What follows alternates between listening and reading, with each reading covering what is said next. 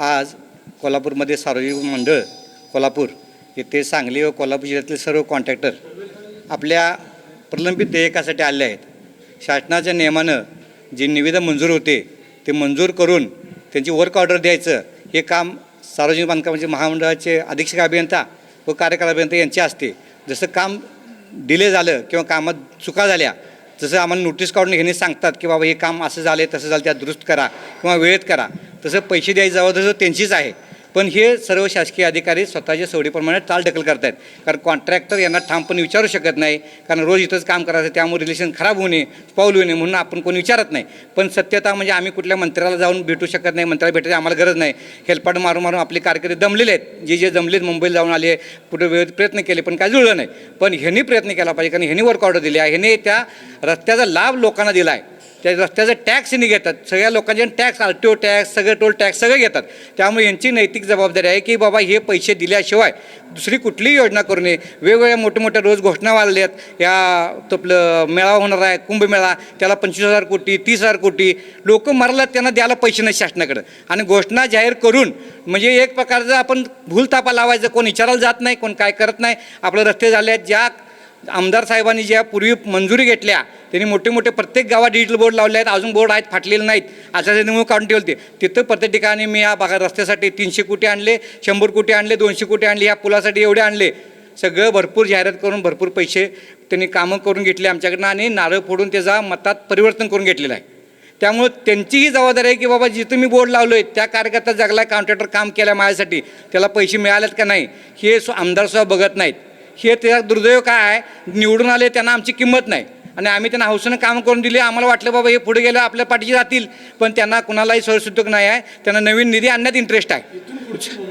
आता इथून पुढे भूमिका आता आम्ही यांना अधीक्षक अभियंत्यांना सांगितले, जसं प्रशासनानं आम्हाला वर्क ऑर्डर दिल्या पैसे जवळ तुमचे आहे, 15 तारखेपर्यंत जर तुम्ही आम्हाला पैसे द्यायला म्हणजे सक्षम काय सांगितलं नाही तर आम्ही इथं टाळं घातल्याचं सोडणार नाही पहिलं.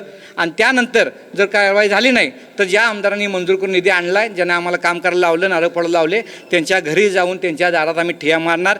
वेळ पडली तर शिंदेसाहेबांच्या दारात जाणार, कारण हे शिंदेसाहेबांनी सगळी मंजूर केलेले काम आहेत. कारण बजेटमध्ये 8,009 कोटी तरतूद असताना 90,000 कोटी तरतूद दिली. साधं ग्रामपंचायत लेटर पॅड घेऊन गेला, ग्रामपंचायत सदस्याला 5-5 कोटी निधी दिला आहे. त्यांनी कपाटात किती निधी असतोय आपल्या गोळा केला माहीत नाही. त्यांना फक्त नेमकं होतं की मी इलेक्शन जिंकायची सगळेजण मिळून. त्या इलेक्शन जिंकण्याच्या नादात सगळ्यांचं भुईसपाट केलं आहे. लाडक्या बहिणीनं पैसे देण्यामध्ये आम्हाला कोणालाही इंटरेस्ट नाही, म्हणजे द्यावं असं आमचं काय देऊ नये असं आमचं मत नाही. पण गिफ्ट केव्हा देते माणूस, खिशात पैसे असल्यावर गिफ्ट देणार ना. आपण कर्ज काढून कोणाला गिफ्ट द्यायला जात नाही. पाहुण्याकडे जाताना आपल्या पैसे खिशात 10 रुपयाला तर 10 रुपयाचं ब्रेड घेऊन जातोय. त्या दुकानदाराला म्हणत नाही की 15 रुपयाचं ब्रेड दे, तुला पुढल्या 5 देतो. त्यांनी असं केलं की बळीवर कर्ज काढलं ढिगवर आणि गिफ्ट वाटलं आणि दिलेल्या लोकांचं काम पैसे द्यायला तयार नाहीत. त्यामुळे हे निवडून आले असतील पण त्यांना आमचा तळतट लागल्याशिवाय राहणार नाही, ज्यांना वेळेत पैसे दिले नाही तर. त्यांनी हे सगळ्यांनी समजून घ्यावं, ही आता त्यांना कळकळीची विनंती आहे. पुढं काय काय आंदोलन दिशा सगळं ठरवलं त्याप्रमाणे कडक आंदोलन करू आणि ह्यांना जूनच्या आत पैसे दिल्याशिवाय भाग पडले सोडणार नाही, हे आज आम्ही तुम्हाला सगळ्यांसमोर सांगतो. नमस्कार, मी शिरोळ तालुक्याचा ठेकेदार श्री मिलिंद साखरपे आज सार्वजनिक बांधकाम मंडळ अधीक्षक अभियंता बुरुड साहेब यांच्याकडे निवेदन देण्यासाठी आम्ही आलेलो आहोत. प्रथम मला काही गोष्टी सांगायच्या आहेत. देशाची लोकशाही जर अबाधित सुरक्षित राहायची असेल तर संविधानाने काही आदर्श कार्यप्रणाली दिलेली आहेत आणि ह्या आदर्श कार्यप्रणाली ते अंमलदार करणारे शासन आणि प्रशासन असतात. आणि ह्या कार्यप्रणालीचे जर शासन आणि प्रशासन जर अंमलबजावणी करत असतानाच जर चुकत असतील तर आज जी काही राज्यामध्ये किंवा बांधकाम व्यावसायिकामध्ये जे आज आमची दुरावस्था ओढलेली आहे, ही दुरावस्था ओढण्याचे प्रमुख कारण काय असेल तर शासन आणि प्रशासनाने हे कार्यप्रणालीच शिस्तबद्ध पद्धतीनं पाळलेली नाही, हा माझा सगळ्यात पहिला प्रमुख आरोप आहे. म्हणजे खिशात रुपया आणि कामं काढायचे लाख रुपयाची असं हे प्रकार केलेला आहे. आणि याच्यामध्ये आमची घोर फसवणूक आर्थिक घोर फसवणूक ह्या शासनानं आणि प्रशासनानं केलेली आहे.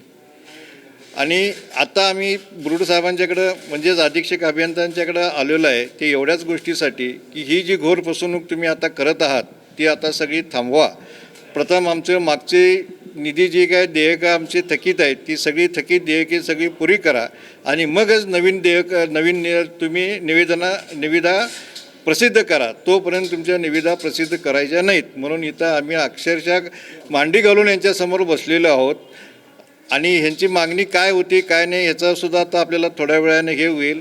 आणि ह्या अशा आर्थिक घोर फसवणूक करणारी जी मंडळी आहेत याचं आता मला सगळ्यांना सांगायचं आहे की या लोकप्रतिनिधींसुद्धा आता थोडंसं डोळे झाक जी केलेलं आहे ते डोळे झाकलेले त्यांनी उघड करावेत.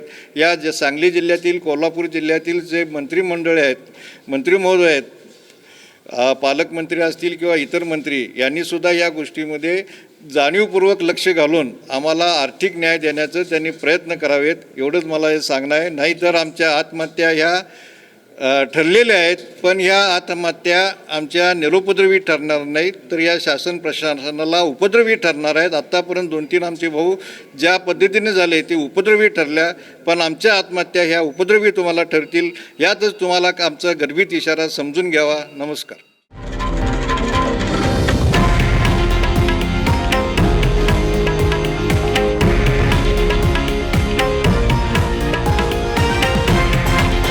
हे आहे देशातील नंबर 1 न्यूज नेटवर्क आणि आपण पाहत आहात TV9 मराठी, एकमेव.